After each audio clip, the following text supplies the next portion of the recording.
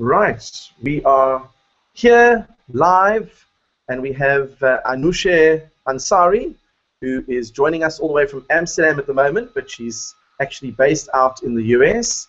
I have noticed that her cell phone has frozen, so what she might do is exit the conversation and then just join us again, because I think that she's on a 3G line. Yes, she's just exited now, and hopefully she'll join in again. We're going to be chatting to Anousheh about a whole bunch of things. If you have any questions, you are welcome to email questions through to info@livingmaths.com. And we also have some guests already that have joined us. We have 2 guests from India, and hopefully we'll have a few more joining us from other countries around the world. And of course, we have some of you watching live on YouTube. So if you have any questions while you are watching it on YouTube, please feel free to send an email to info@livingmaths.com. We're just going to give Anousheh a chance to join us, and she's back. So welcome, Anousheh. Is it Anousheh? Is that the correct pronunciation? Yes, perfect. Excellent, excellent. So welcome to this interview. We are very passionate about interviewing interesting people. Interesting in the sense that obviously you've done some interesting things, but more in particular because STEM and problem solving and all those sorts of things are definitely up your alley. So I want to take you back a little bit to when you were at school. You obviously studied things in the sciences, the mathematics and the science. What made you want to choose that particular field of study?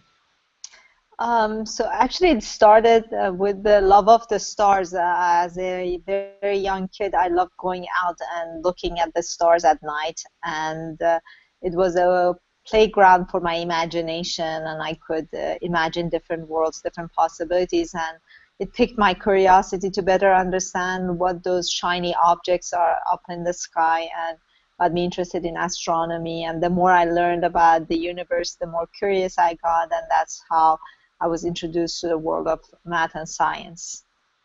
Okay, and then you obviously then went on to university and studied a little bit more in terms of the sciences. What did you study?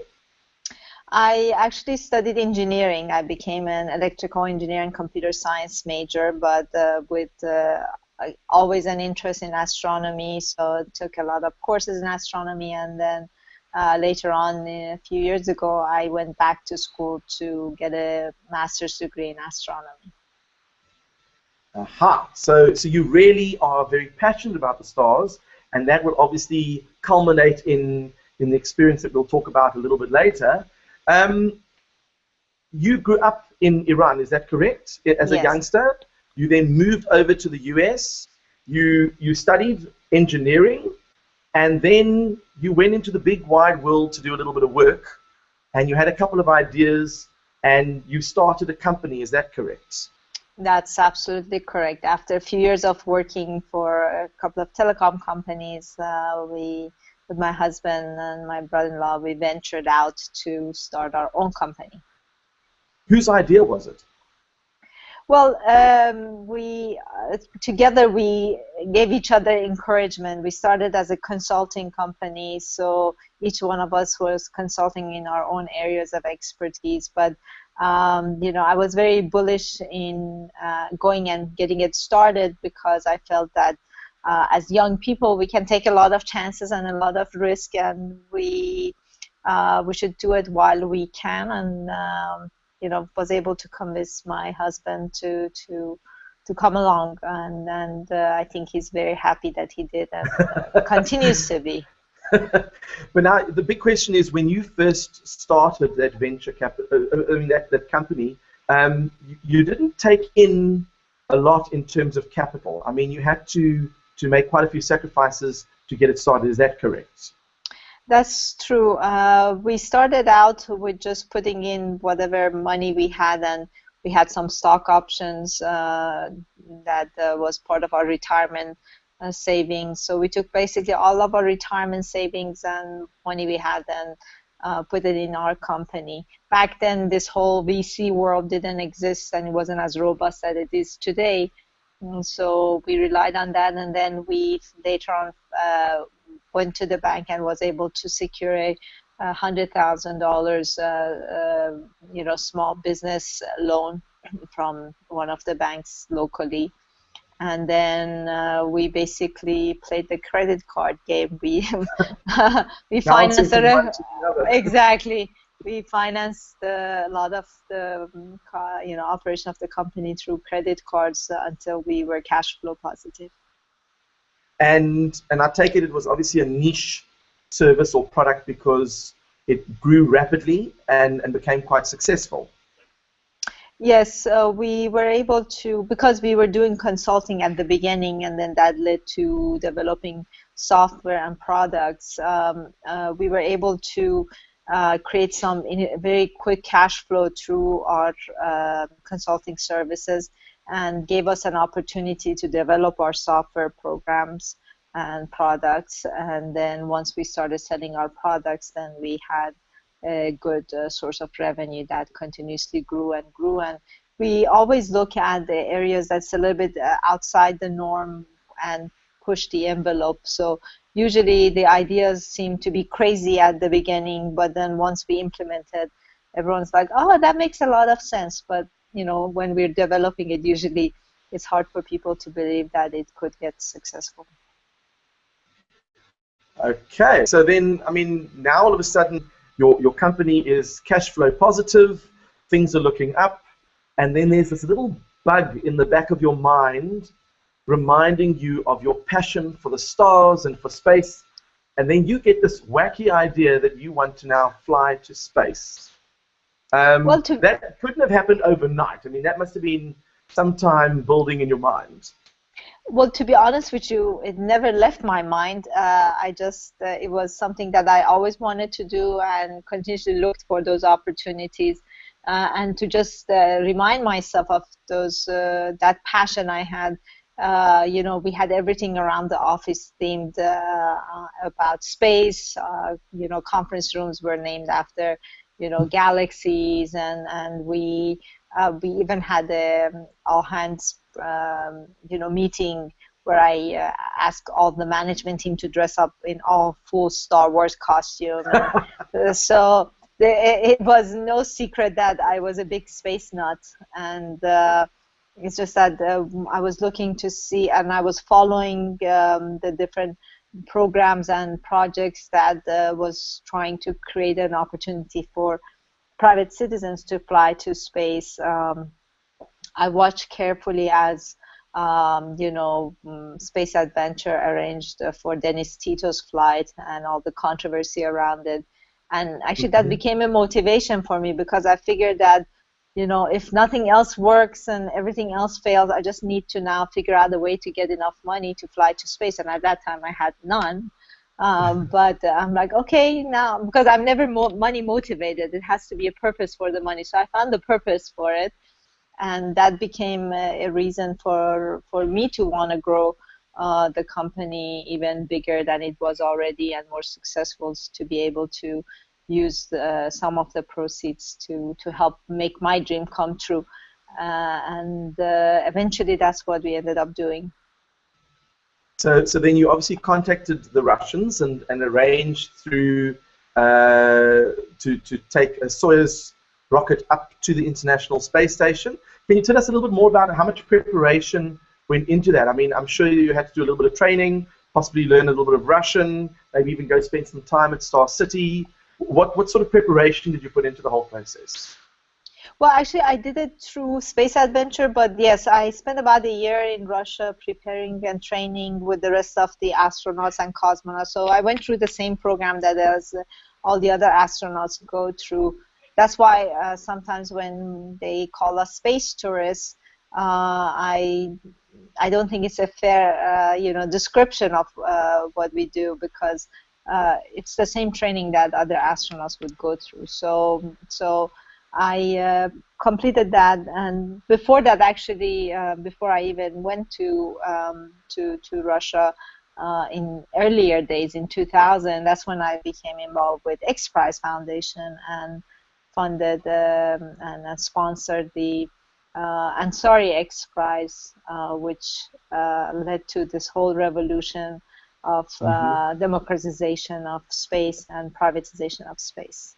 Well, that's something we're going to spend some time on, because that's the part that fascinates me the most, that a competition with an incentive can obviously launch a whole new sphere in terms of space exploration and how individuals are involved. Now, I mean, so you get this chance to go to Russia, you spend a year there, you do your training, you got a chance to go up to space. Did it meet your expectations? Oh, it exceeded all my expectations. It was more wonderful, amazing, breathtaking than anything I ever imagined. And if I could just live and stay in space, I probably would have done that. What did you? I mean, what surprised you? What were the things that you didn't expect when you were up there? So obviously I had seen a lot of pictures of Earth from space and sort of pictures of the the night skies from space, all those things. But seeing it with your own eyes, I think it gives you a different sentiment, different reflection on it, and it changes the way you view your world and view your relationship with the world. In terms of your relationship with everyone around you, with your environment, and you do truly become more of a global citizen than ever before, as you see that there's really nothing physically separating us from each other on this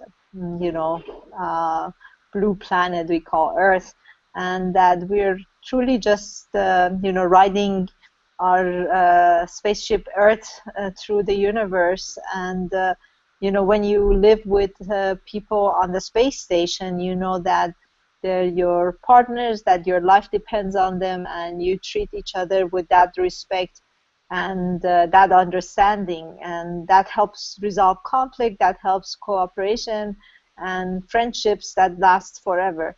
And I really looked at it and I said, this is how people should live their lives together on our planet, because we are interdependent. We do need to work closely together, and our livelihood depends on it. And that's something that you realize when you're in space more than any time else, anywhere else in the world. And of course, I felt a degree of freedom in space that I have never felt or imagined before. And I don't know what to contribute that sentiment to, but it was as if I was separated from all the minutiae and craziness that goes on in the world, and I was able to have like this out-of-body experience and looking at it from above and gain a new perspective on it. I mean, it's obviously, when you achieve a goal that you've always wanted and it exceeds your expectations, it almost is like an out-of-body experience. But then after a while, you come back to Earth, so to speak, and think, well, what can I do next? Surely there must have been a new hunger that came out of that.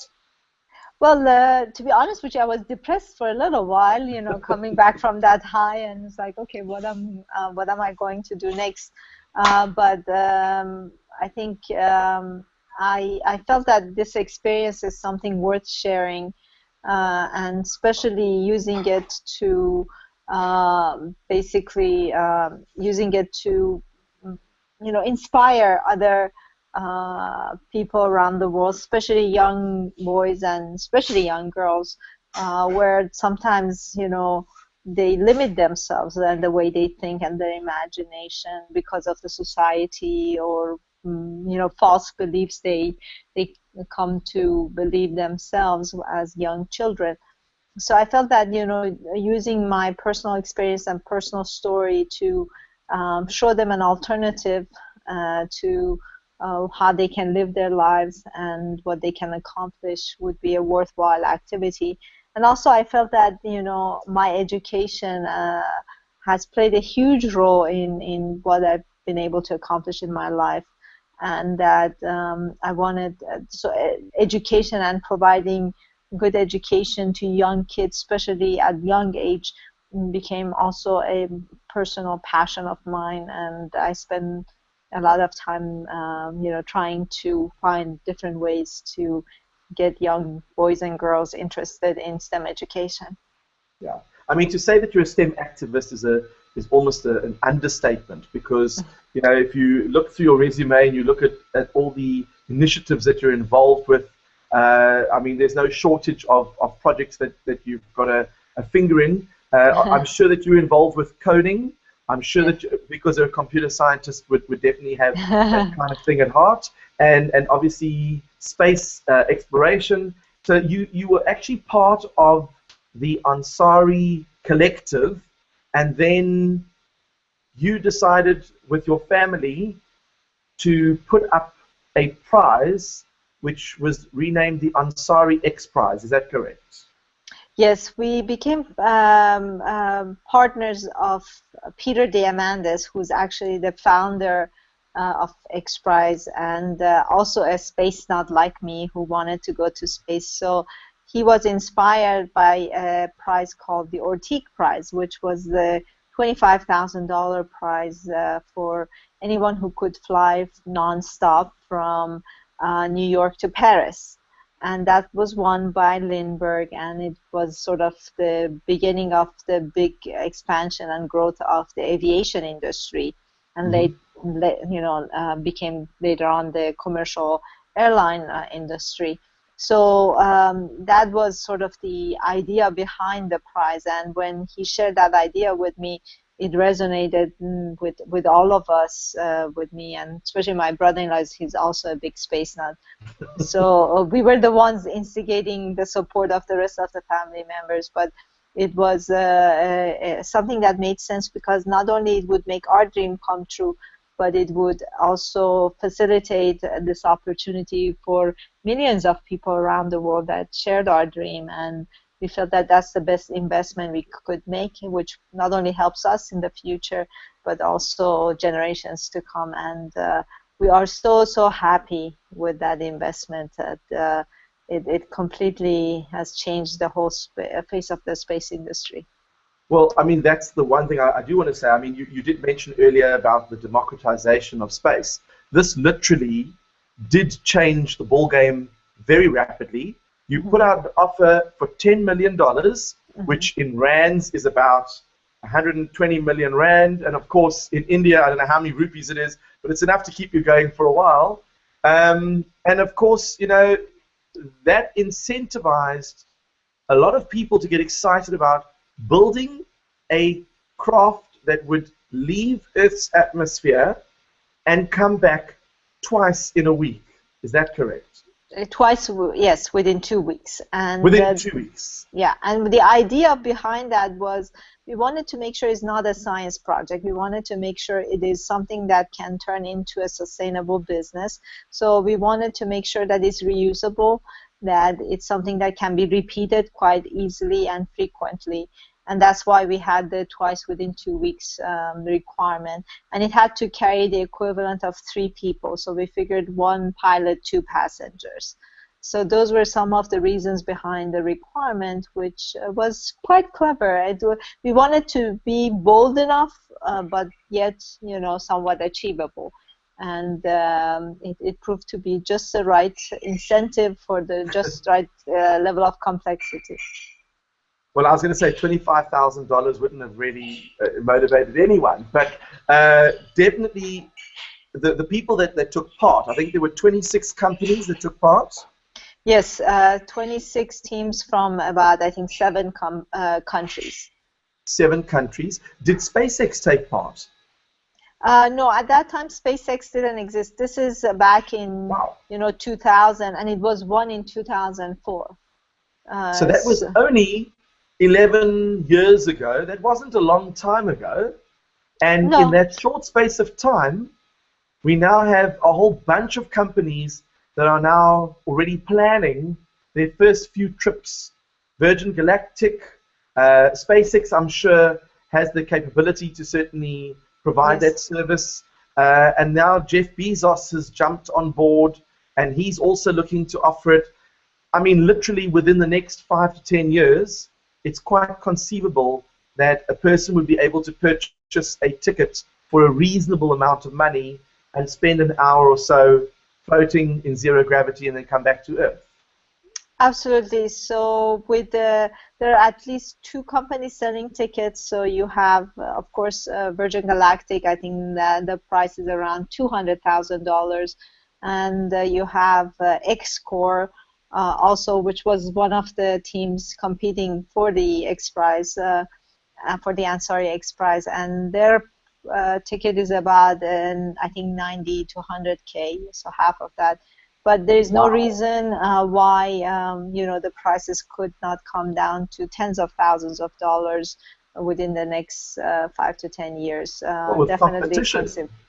Absolutely, and then, as you mentioned, Jeff Bezos and about probably two or three other companies are looking at providing this type of flights, and also orbital flights. As SpaceX, you mentioned, they're focused on orbital flights. They have already succeeded in flying cargo missions to the International Space Station, and hopefully in next couple of years they will be flying humans, astronauts, to the space station and beyond.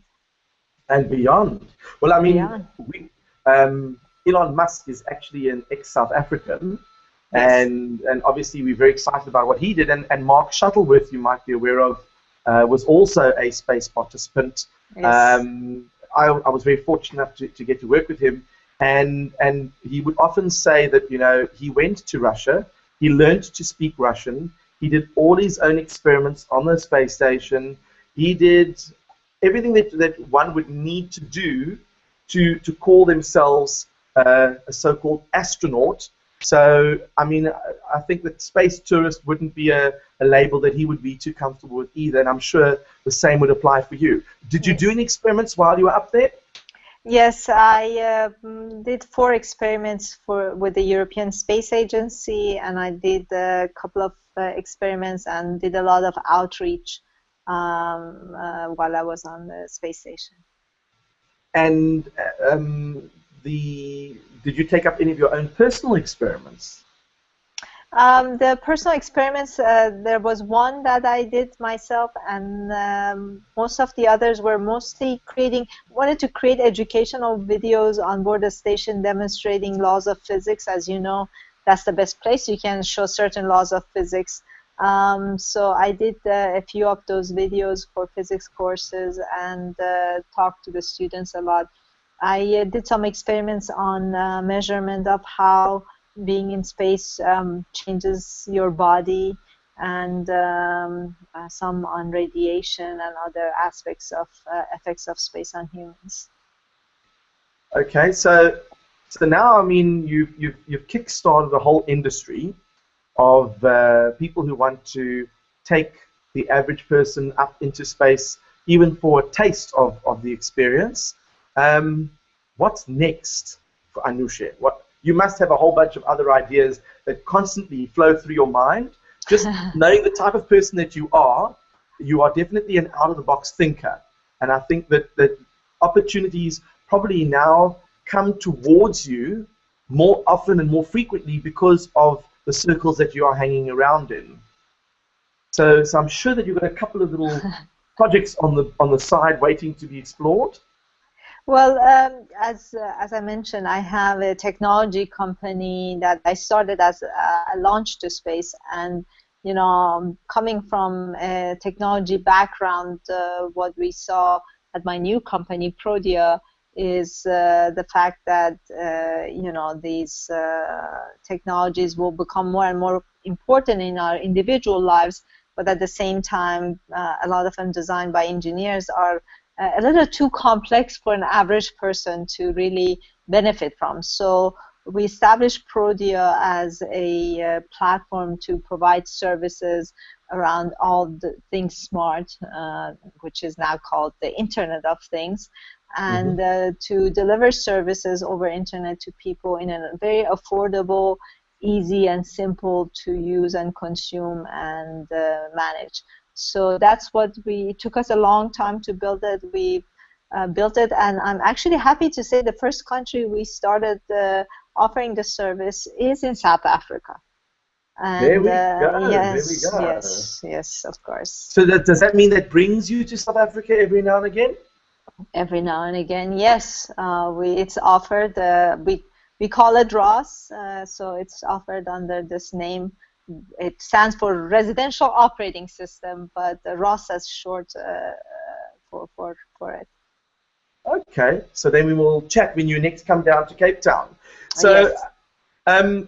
Obviously, you know, you're involved with a lot of STEM projects, and one of the key aspects of you being involved is from a role model point of view.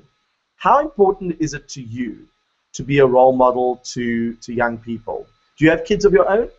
I don't have any kids, but I spend a lot of time on the road going to different schools, different parts of the world, talking about my experience and what excites me about math and science and what's happening in the world today, because I feel it's very important to empower our young people to create a better world for themselves, for the future.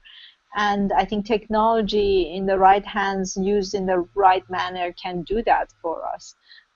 So it's very important, and always it helps when you have a personal story to share, to inspire. So I'm fortunate that I have that story and I can share it with the young people. And you know, they sort of look at me and they look at my background and they say, oh, if she has done it, you know, of course we can do it too. And that's always helpful. Do you see a trend in terms of maths and science where, and you did state this very, very carefully. You said if the tools are used in the right way, by the right people, in the right context, etc., then it's very effective. But do you not think that a lot of people use the technology to save themselves time from doing actual things? So a very simple example would be, in the old days, you would do calculations in your head. Nowadays, if you go to kids in grade 7 and you ask them to do 5 plus 7, they pull out a calculator to do that. Do you think people are using technology to almost supplement the necessary skills they should be displaying? So I've used it in a different context, but what you're saying is true. I believe the best way to learn something is to understand the fundamentals of something. And you know, it's okay if you use tools later on to help you expedite, but so long that you know the fundamentals behind it, the way your tools work, in case you don't have them handy, then you can still operate and be functional. So I think it's important for us to understand the fundamentals and the fundamental physics, fundamental math concept, fundamentals behind any science. And it's important also because at the end of the day, to me, the best part of, you know, science and STEM is the problem-solving skills and the learning process that comes with it. And those type of critical thinking and problem-solving skills is what helps us not only in math and science, but also in our everyday lives and dealing with challenges and issues that we see. So I think those are some of the, you know, side benefits of studying math and science. But also, I was referring to when we look at new technologies, for example, atomic bomb, you know, or a lot of the rocket technology was, you know, von Braun started down this path of rocket technology because he loved going to space, but his technology also was used to, you know, send bombs to other countries. So I think as humans, we need to focus on using technology for betterment of humanity, for our world, and not for destruction and evil. And that's a balance that needs to be struck, and you know, sort of for us to dissuade our governments to use technology, you know, for, you know, in war and in fighting and in conflict versus you know, using it for good and creating peaceful world for us. We have noticed a trend in the space industry where the tools to implement the next stage are getting more freely available and cheaper. So, for example, Elon Musk now is 3D printing engines for his rockets. At some point, I think the whole industry is going to be revolutionized, where turnaround time to make a rocket is very quick. The materials will be freely available, and literally, you know, when you give someone 2 weeks, they could actually assemble a rocket in 2 weeks. So why take one rocket and fly it out and get it to do the trip twice when you can get a brand new rocket every week if you wanted to? Well, true. If we get to a point where an entire rocket can be printed that easily, I agree with you. But I'm hoping something beyond that. I'm hoping that we will even find new technologies other than rocketry to fly to space. And that would be even more energy efficient, cost efficient for us to do it. Reusability, even when you say 3D printed, is important to reuse, even if the material is not used as its form of a rocket, you need to recycle it basically. Mm-hmm. So you still need to build technologies to recycle it. But I think more importantly, because I want to go further than the space station and the moon, I'm looking forward to some of our young engineers, propulsion engineers, to come up with a new propulsion system that would be able to take us, like Star Trek. I'm a big Trekkie. A lot of things on Star Trek has come true, and I'm waiting for the warp engine. Well, I mean, we were very fortunate. We had Commander Charlie Bolden in Cape Town, and one of the things that we spoke about was the transition between science fiction to science fact. That a lot of the ideas that people spoke about in all these programs were the spawn to create the actual ideas in the future. What is interesting is that the growth, if you look at an exponential graph, over the short period of time recently, far more things are happening in a much shorter space of time. So now we've got a collective called Mars One, who are looking to send a whole bunch of candidates up to Mars on a one-way ticket, which in my mind is already problematic, because you'd want to at least attempt to get people to Mars and get them back. NASA is obviously quite keen on Mars. They've sent many rovers there, and now they are also looking at some point to send humans there as well. Would you be interested in being the first person on Mars? I would. As I said, I love to find a way to live in space, and being able to be one of the first few who could experience it and share that experience with others. It would be a fascinating experience to me. Well, I mean, your name already, when you think of Ansari XPRIZE, I mean, it's a big deal. What's the next step with that competition? Because it's now been achieved. So, are you thinking of the next phase? We at XPRIZE, we're always looking for new space prizes. Right now we have the Google Lunar XPRIZE, which is an unmanned mission to the moon. But also we're looking at orbital prizes, or even looking at, as I said, new propulsion system, new methods of traveling to space will be a very important factor in how we evolve our access to space. So that's definitely high on our agenda. I personally travel a lot, so I'm looking for a space plane that can take me from one point to another in a matter of hours, from one side of the world to another. I'm excited about all those possibilities of prizes which we will be working on at XPRIZE.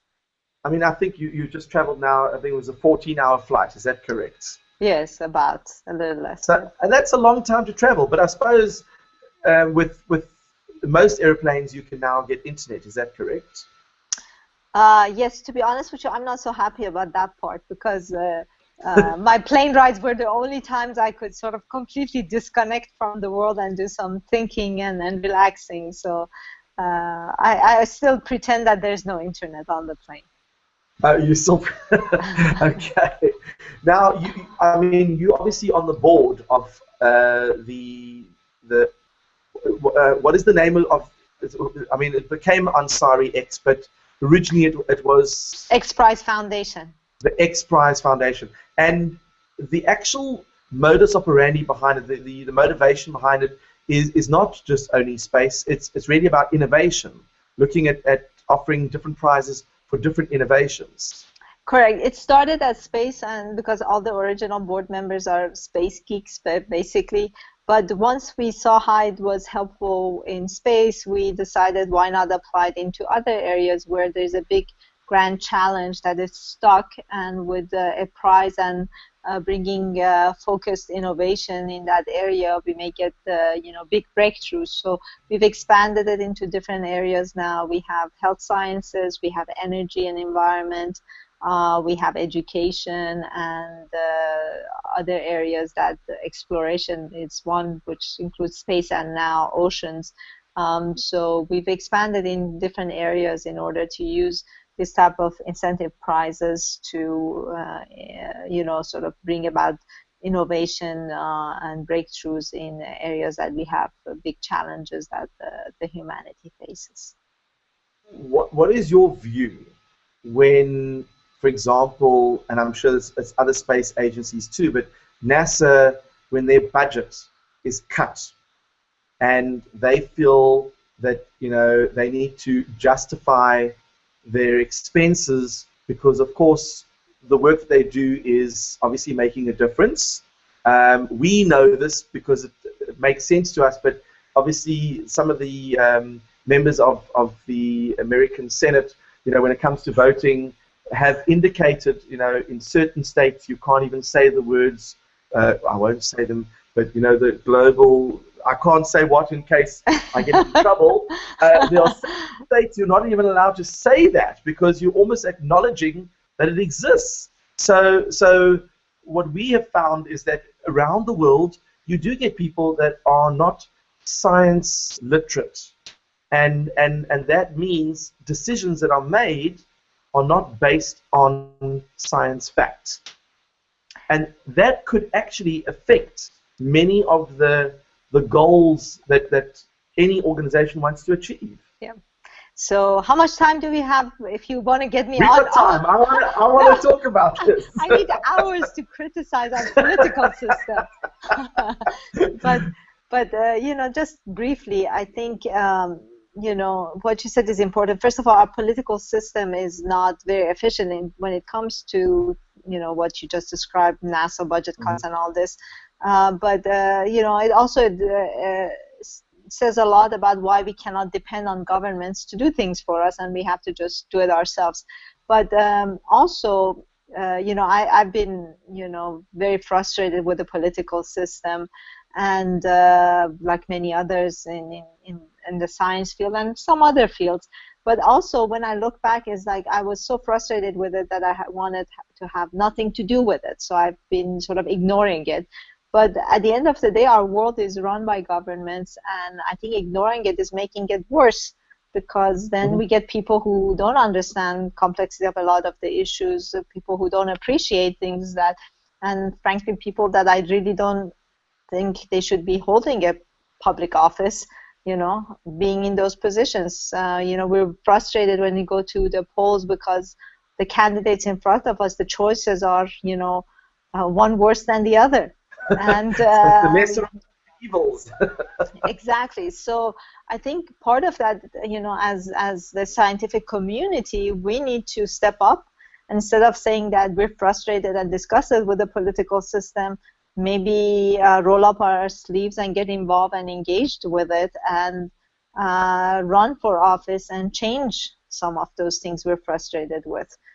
So for a while, I've been taking the position of I don't want to do anything with politics and government and just going the other direction. I'm getting to a point that the more I ignore it, the worse it gets. So I might as well fix it. So not me personally, but a lot of people like me. Are you telling me that Hillary might have some competition for the next presidential election? No, fortunately, I can't run for presidential races. I can go all the way up to it, but right now I don't have personally any political agenda. I have other better things to do and more exciting things to do, and I have a company to run. But I am encouraging a lot of people with similar backgrounds and similar aspirations that I do, a lot of Silicon Valley folks there that have the money to run and the intelligence to do a great job. I'm encouraging them to run, and I will be voting for them. Now, it's interesting that you say that, because from a political point of view, if you look at the budgets that are spent on the presidential elections, the person who brings the biggest budget generally wins. Yeah, that's true. So, but I'm saying Elon should run for presidency. He can't run for presidency either, but at least he should run for office. He should. I mean, he is the kind of person who does think very much outside the box. Yes. And we actually, but now you're on the board with him, I think. On the board of XPRIZE, yes. Yeah. So we're hoping at some point to also interview him, because he's got a lot of ideas in his head, and sometimes, when he says that he wants to take a vertical rocket and land it on a floating vessel in the ocean, people look at you and say, first of all, you don't land a vertical rocket.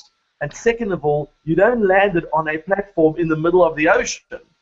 But he's done it twice. Okay, it didn't land so successfully, but the fact that he got that far is insane. Of course, it's Elon we're talking about at the end of the day. He thinks a little bit differently. We like that. Yes. But now, in terms of where you want to go, there's only one of you, and apparently I've heard this rumor that there are only 24 hours in a day, which does put a bit of a dampener on it for me, because I need at least an extra 3 to 4 hours. How do you spread yourself thin between running the company? I suppose your husband would also like to spend some time with you. You obviously travel a lot. You want to be a role model and get involved in all these other initiatives. How do you manage your time? I don't. I don't do a good job at it at all. I think where I cut a lot is my sleep. I think I get about maybe maximum 5 hours of sleep. But that's about 6 hours more than me, so you're doing very well.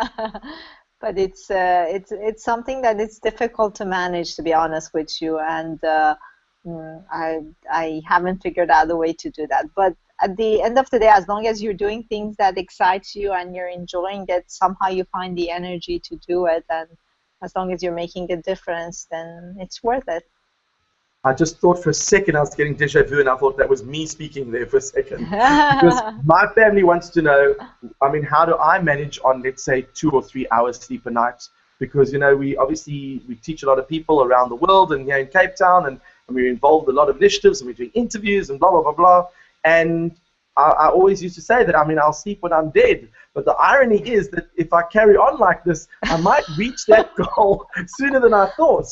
Yes. No, please add at least a couple of more hours. I think 2 hours is too little. But I'm also counting on a lot of people are working on longevity. I'm hoping maybe they'll find a way for us to function without sleeping. So that will give us a little bit more time. That would also make us more effective. But of course, wouldn't it be nice if there were 2 of us? So then you'd be able to have 2 Anoushehs who could do things and think alike on the same wavelength. And I think that would be an interesting development for both of us, because that's what we need. Yeah, well, I don't know if the world can handle 2 Anoushehs, but certainly I would love to have. I don't think they can handle 2 of me either. People have been asking for a reduction already. They want us off. Oh boy! So now, your company is growing in the telecommunications industry. The world is evolving from an internet point of view. I know that South Africa, we're a little bit backward, and I know in India they're getting it almost right.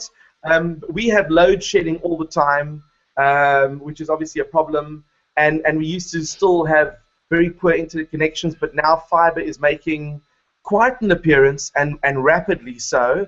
And I would assume that around the world there's going to be access to high-speed internet, up and download speeds. That's surely going to change the game that you're in. Absolutely. I think it's a matter of time. As you can see, in developed countries, it's becoming prominent, and also it's becoming part of the human rights, actually, in some of the developed countries. That's the basic needs. But I think it's a matter of time that it will become ubiquitously available. And some developed country, as we've seen with mobile, they will leapfrog and go directly to the more advanced technologies. And as you said, fiber is important. It's not the end-all be-all solution, because some places geographically they are too distributed and it's cost prohibitive. But I think now there are at least 2 projects with Elon and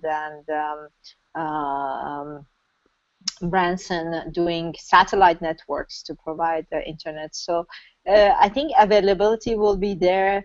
The second challenge is finding new business model that will make it available at a very affordable cost. My understanding is in South Africa it's still quite expensive. So I think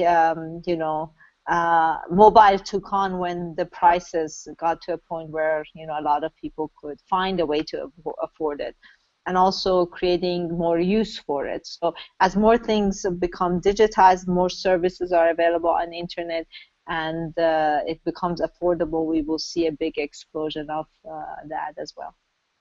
So do you think that in your industry right now, you are surfing the crest of that wave, you're at the right place at the right time? Or do you think that maybe just another 2 more years, when the wave curls, that's when you're going to get your surfboard and take a spin? No, I think we're right at that, at the cusp of that happening, and that's part of the reason that we are in a lot of the developing countries, and looking at ways of reducing that cost and making it affordable, and finding more uses and reasons for people to use the technology. So that's been the focus of what we're doing at Prodia. Okay. And in terms of being a role model, what sort of advice would you give young people in particular? I'm also assuming that you have a focus on empowering young women in terms of getting involved with STEM related activities and that type of thing. What sort of advice would you give young women? In the old days, girls weren't particularly interested in tech. They were more focused on other things, and I'm not going to say playing with dolls, because they were focused. Tech wasn't really a big deal for them. But in the last 10 years or so, everyone is internet enabled. Everyone has access to technology, and the playing fields have been leveled. So now, for example, when you take a young boy and a young girl and you put them together, both are very technically enabled. Obviously with all this tech available, there are a few dangers as well, and that means too much is available, and our filtering processes are not so great. So we take in a lot of information. We're not always so sure about which information we should focus on. Does it impact in terms of the kinds of messages that you want to give out there? Or do you use social media to enhance the whole idea of role modeling STEM activities? So I think at the end of the day, we need to look at technology and everything that's available to us as tools. And tools, as I said, can be used for good or for bad. We can construct things or we can destruct things. So I don't think you can blame or say a tool is good or bad. A tool is as good or bad as the person who uses it. So we just need to teach, everyone, including our young people, how to use all the tools available to them in a best possible way to help them and to help their societies. And as long as we do that, it's a great thing to have. It makes our lives better. It makes our reach, wider, and it helps us to solve bigger problems. I love the fact that young people around the world are more connected because of what has happened in the telecommunication industry and the internet, because they can relate to each other more, they can collaborate better, and their message gets around the world much faster. So that's wonderful. But at the same time, it's used for a lot of, criminal activities. So I don't think the tools can be blamed. It's just, humans have managed to do good and bad, and we need to just enforce and encourage the good with our young people and hope that that would create a better world in the future using the technology we're creating. And if you had to now decide, what would be the, I mean, I'm asking you to try and maybe think 5 to 10 years ahead. Where do you think the main focus is going to be? I mean, my gut feel is, you know, for example, in South Africa, it would be about taking electricity generation away from the government and putting it within every individual. And that would democratize electricity, which would mean that there would be no outages because we create our own electricity. And I think that that's probably one of the foci in the future. What other things do you think will be the hot spots, the exciting things that are going to be happening over time? So one of the areas I'm very excited about is 3D printing, because I think it will impact and change every industry, and in different ways. So I'm excited, of course, about space being one of my passion areas, but it will change the game on how we can go further, because now we don't have to carry everything with us, and we can print most everything we need as long as we have the raw material, or we can find the raw material in the destination where we're going to. It also will change every food industry, every manufacturing industry. Anything that we make today can be changed and personalized and become more efficient as we make these industries robust with 3D printing. Sure. I mean, I was at a presentation yesterday, and we had a group of students who have a society at their school, and they are building a 400 millimeter by 400 millimeter 3D printer, and they were showing samples of some of the things they were making. And I mean, the maker movement is quite new in South Africa, and we're going to have our first maker fair in Cape Town in August of this year. So we're very excited about that, and hopefully we're going to try and twist Elon's arm to come down to Cape Town for that, because, you know, at the end of the day, he is the epitome of what a maker can do. Just give him a little bit of a budget, take a lot of imagination, and anything can happen. Of course, definitely true, and I hope he comes down to that. But I think a lot of technologies that has to do with our environment and making, our environment, and how we use material more sustainable would become an important factor in how we innovate and do things in the future. Sure. Well, I'm glad to see that you definitely are heading in the right direction in terms of the philosophies and the ideologies that you have, and I am hopeful that you will consider politics at some point, because you are able to articulate exactly what should be done, and it's about taking the emotion out and dealing with the facts and making some of the tough decisions, and also using some science behind it, because, you know, an uninformed opinion could lead to some very dangerous circumstances. But from our side, I'd like to thank you so much for making yourself available to discuss, you know, everything about politics, about science, about STEM and space. And it's exciting to see that there are people like you out there who are passionate about it, and that it's not a money-driven passion.